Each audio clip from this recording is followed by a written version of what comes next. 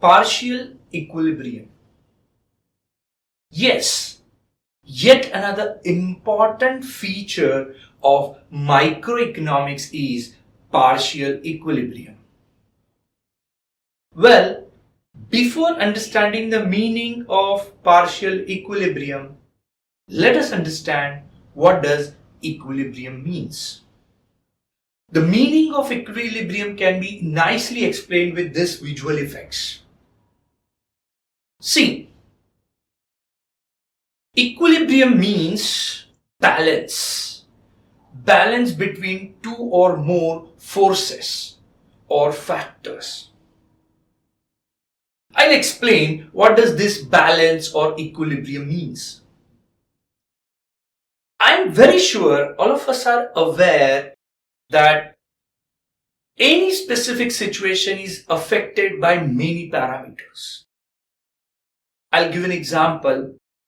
Let's say for a price of a specific commodity, there are many parameters which affects, starting with demand forces, supply forces, natural conditions, government policies, taste, habit, passion, and so on and so forth. So what do we understand? That for a specific situation, all those variables, all those factors, all those forces affects each other. And then eventually if there is a disturbance, after some time they get settled out. And they come at a balancing level. That is called as equilibrium. I'll give an example to explain what is equilibrium is. Let us say the income level of a consumer has increased. So what has happened, as his income level is increased, now he have more money to spend. So automatically what happens, the demand force will also change. So now there is a difference, there is an imbalance caused due to income and demand. But because of that, now all other forces started affecting each other and eventually they come at a balancing level. Demand, supply, force, all those things will come and balance each other.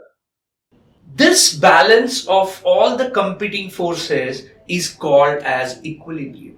So what is equilibrium? It's basically balance of two or more factors which affects the situation. Now let us come to the point called as partial equilibrium. So in microeconomics, we do partial equilibrium analysis, which analyzes the individual economic units like individual consumer, individual household, individual industry, individual firm, and so on and so forth. That is at an individual level. It does what? It isolates, it separates this economic unit from other forces and try to study its equilibrium independently. I'll explain this in proper example or in simple words, I would say. See, in microeconomics, what we do, we tend to study only micro parts, minute parts.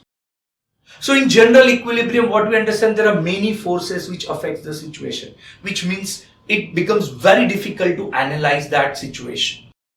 So in order to make that analysis simple, what we do, we separate, we isolate those various factors and we try to understand the equilibrium of two factors only. I'll give you an example. Let's say I want to study effect of demand on price. So I want to see how price and demand try to create its balance. So what I'll do, in this all those competing forces, I'll try to separate out, isolate all other forces. I'll keep those all other variables, factors, forces away, and I'll try to study only effect of demand on price, which helps me to understand the concept better. But yes, this assumption of separating those other factors and keeping them as good as constant is also known as ceteris paribus, helps us understand this concept very nicely. And we study the equilibrium between demand and price independent. So, what is partial equilibrium? Well, partial equilibrium is Basically, we study those individual economic units like individual household, individual buyer, individual firm, individual industry. We try to separate, we try to isolate all the forces, and we try to study in the economic units or variables equilibrium independently.